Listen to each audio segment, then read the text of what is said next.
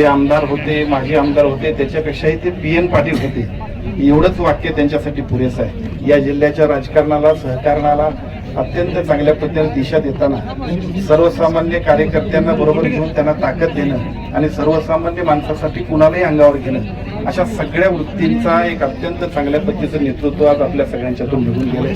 राजकारणातलं 52 नेतृत्व असं ज्यांना म्हणतो, या कोल्हापूर जिल्ह्याच्या राजकारणामध्ये अनेक वर्षे ज्यांच्या शब्दानं अनेक लोकांना अत्यंत चांगल्या पद्धतीने न्याय देण्याचं काम केलं, ते आदरणीय PN पाटील साहेब आज आपल्यात नाही. खरं म्हणजे अनेक वर्ष या जिल्ह्याच्या राजकारणाला, सहकारणाला अत्यंत चांगल्या पद्धतीने दिशा देताना सर्वसामान्य कार्यकर्त्यांना बरोबर घेऊन त्यांना ताकद देणं आणि सर्वसामान्य माणसासाठी कुणालाही अंगावर घेणं, अशा सगळ्या वृत्तींचा एक अत्यंत चांगल्या पद्धतीचं नेतृत्व आज आपल्या सगळ्यांच्यातून निघून गेलंय. ते आमदार होते, माजी आमदार होते, त्याच्यापेक्षाही ते PN पाटील होते, एवढंच वाक्य त्यांच्यासाठी पुरेसं आहे. खरं म्हणजे त्यांच्या कुटुंबियांच्यावरती आज जो काय प्रसंग ओढवला तो निश्चितच आहे, पण कुटुंबियांच्यावरतीच नाही तर तमाम जिल्ह्यातल्या PN पाटील प्रेमींच्यावरती सुद्धा हा खूप मोठा प्रसंग आहे. या सगळ्यातून सावरण्याचं बळ त्या संपूर्ण राजेश भैया असतील, आमचे राहुल भैया असतील आणि त्यांच्याबरोबर त्यांच्या कुटुंबियांना आणि त्याचबरोबर सर्व PN पाटील साहेब प्रेमींना सुद्धा मिळावं अशा पद्धतीची अपेक्षा करूया.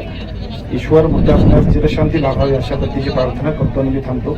अशाच नवनवीन अपडेट पाहण्यासाठी आमच्या KK न्यूज चॅनेलला सबस्क्राईब करा.